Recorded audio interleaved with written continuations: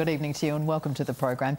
We'll start tonight with a childcare scam costing taxpayers millions of dollars. Now, we first exposed the family daycare scandal on this program just a few weeks ago. Claims of child swapping, supervisors with no qualifications and children often left in dangerous environments. But tonight, as Hendrik Gout continues his investigation, it seems that's just the tip of the iceberg as the government scheme is abused nationwide.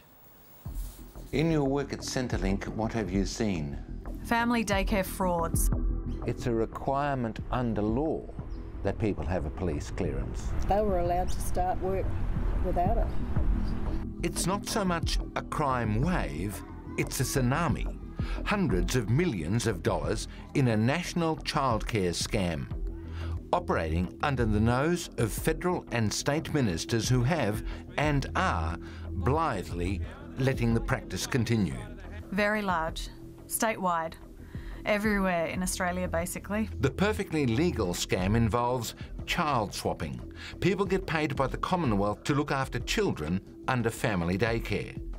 On the same day, in the same hours, they're also getting a public subsidy for their own kids to be childminded by other educators from the same company.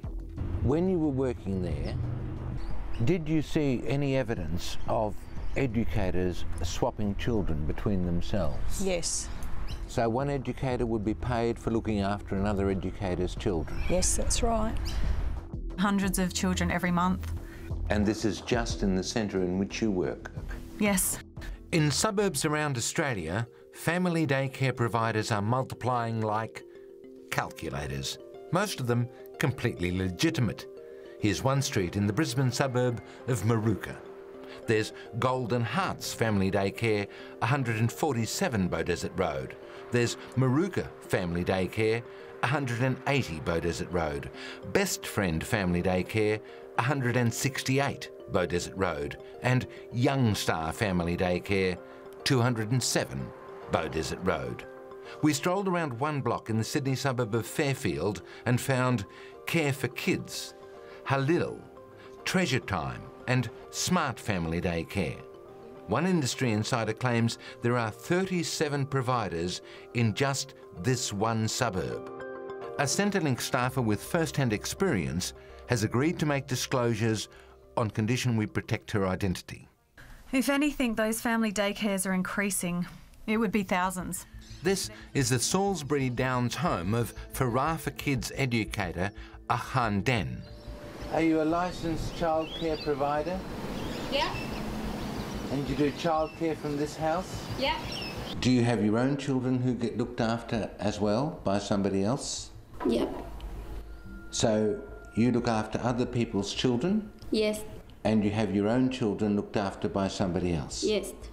Even worse, if it can get worse, the swapping is sometimes on paper only. Here, in surveillance footage obtained by Today Tonight, is another potential problem. A carer picking up children from school and dropping them off at their own home. Yes, it's true. Every day we get inquiries about claiming childcare benefits from people who tell us it's just for transport purposes.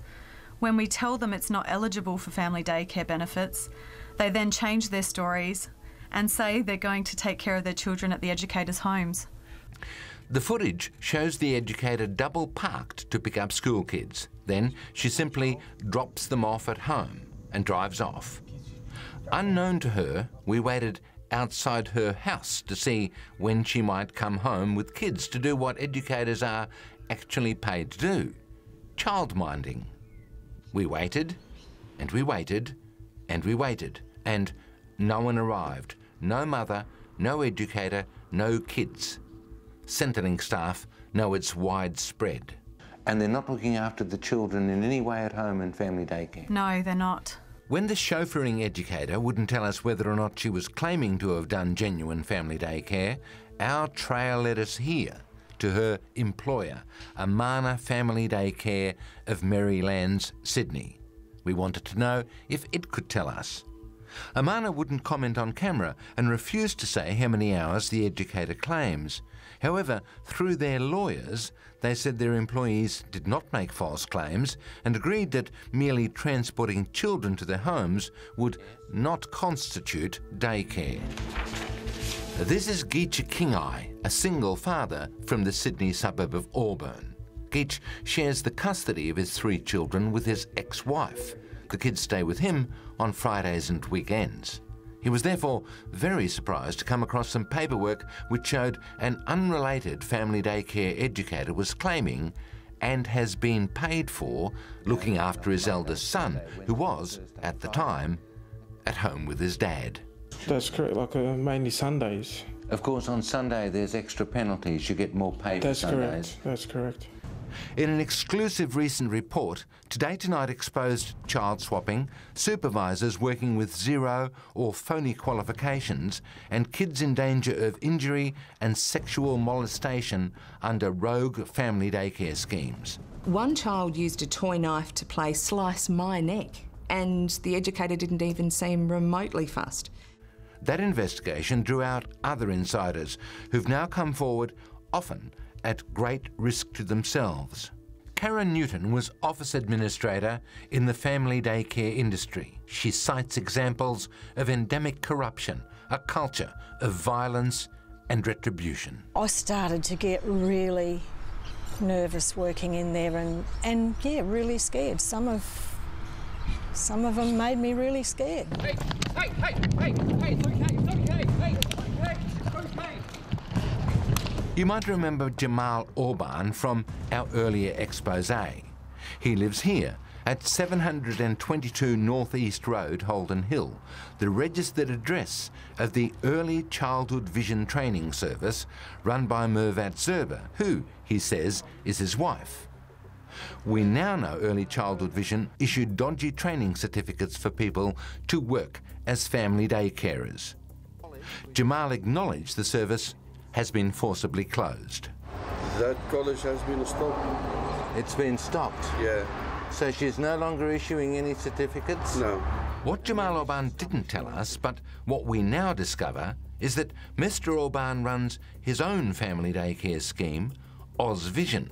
It's had a few addresses, but currently operates from 36 Valiant Road, Holden Hill. Orban seemed a touch surprised to see us. Can you stop until we finish? Hendrik.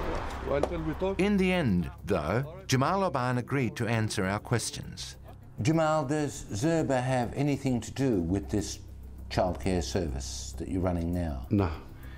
She used to have her own childcare centre, did she not? No. She didn't? No. And yet, this document shows Mervat Zerba's Daman Group operated childcare services at Gillies Plains at an address which matches this one, although we understand the current centre no longer has a connection with the previous operators. Jamal's own business has had a difficult childhood. Licensed to have just 20 educators, they were caught employing almost 5 times that many. And you were then closed down, weren't you? Yes. And you started the business again? Yes. Documents now in receipt of Today Tonight show that Oz Vision Family Daycare received more than $13,000 as start-up funding from a total of over $1.3 million the federal government handed out to start-ups under the program in a single year. This time you're doing everything right? We try to do the best we can. There is now irrevocable evidence that Centrelink has been aware of the rort, because Centrelink staff themselves reported the con. When you became aware of it, did you take this to your superiors, to your team leaders? Yes, we have. And what was their reaction? Nothing's been done about it. It's not as though all educators are properly trained, as by law they must be. Here's a list of Farah for Kidz educators obtained by Today Tonight. And here's an internal Farah for Kidz email with a list of educators who don't have the required certificates. The certificates that were issued to these educators, were they deserved? I don't think so, no. Was there any pass or fail in that course, or did everyone pass? to my knowledge, everyone passed.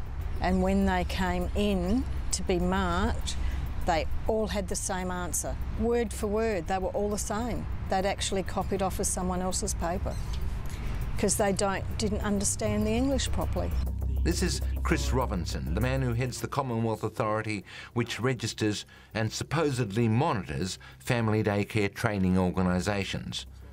By any reasonable account, the authority has failed, and by any account, Scott Morrison, the Minister, has failed just as badly.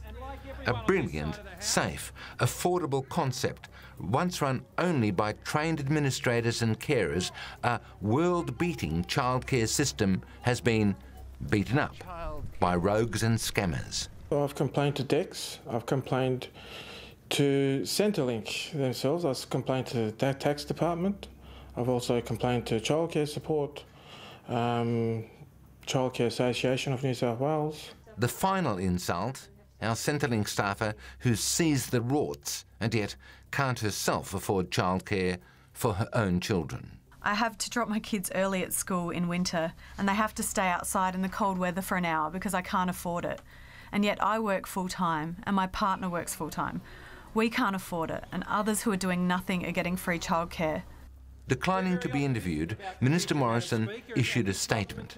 He said he would not tolerate fraudulent behaviour, that he would stamp out abuses.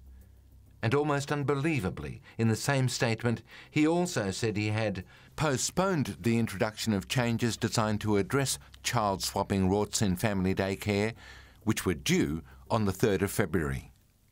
I don't think that taxpayers should suffer for it. With my work, I see the system being abused and nothing is being done about it. These loopholes are getting people to steal as much as they can. It was hard to talk to someone openly about it.